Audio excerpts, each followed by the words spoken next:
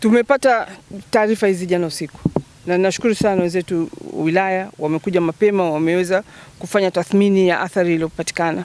Mvua kama tulivyoambiwa imenyesha kwa masaa mawili, lakini ilikuwa mvua kubwa sana na upepo mkali na imeleta madhara makubwa sana.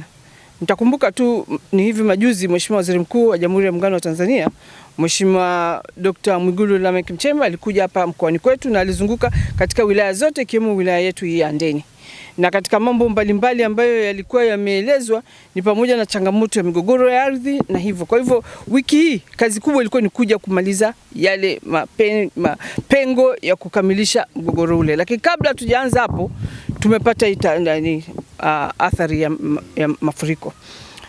Kama mkoa tayari tumekushatoa taarifa kwa wenzetu wa Red Cross.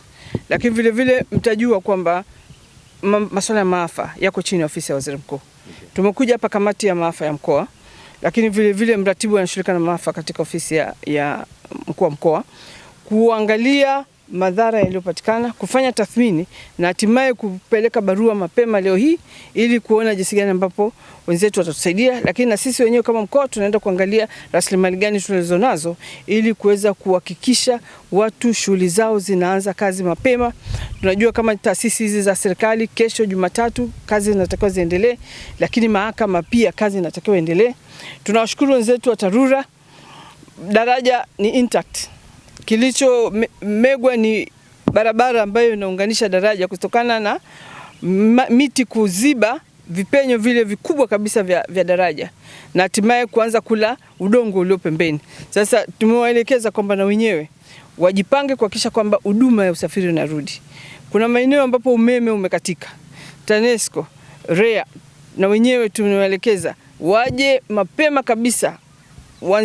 Kuanzia sasa watu waje waanze kuzirudisha hizi nyaya. Tunachotaka shughuli hizi ziendelee, lakini tuanze kujipanga. Tunajua mvua hizi ndio kwanza zimeanza. Zitakuja mvua nyingi zaidi. Tuanze kupanda miti. Maeneo ambapo yamenusurika ni maeneo ambapo kulikuwa kuna miti.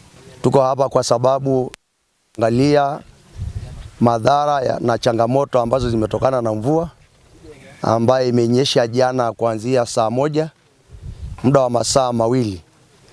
Mvua hiyo ni kubwa na imeambatana na upepo mkubwa na imeleta madhara katika maeneo tofauti.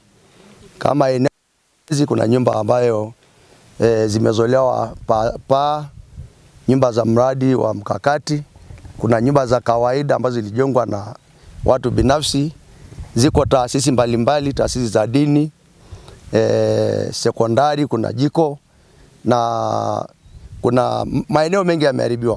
Kipekee kabisa ni mshukuru Mungu kwa sababu haya yote ni mpango wake. Pia ni washukuru serikali kutoka mkoa, wilaya ya Handeni yetu kwa sababu wameonyesha ushirikiano mkubwa sana.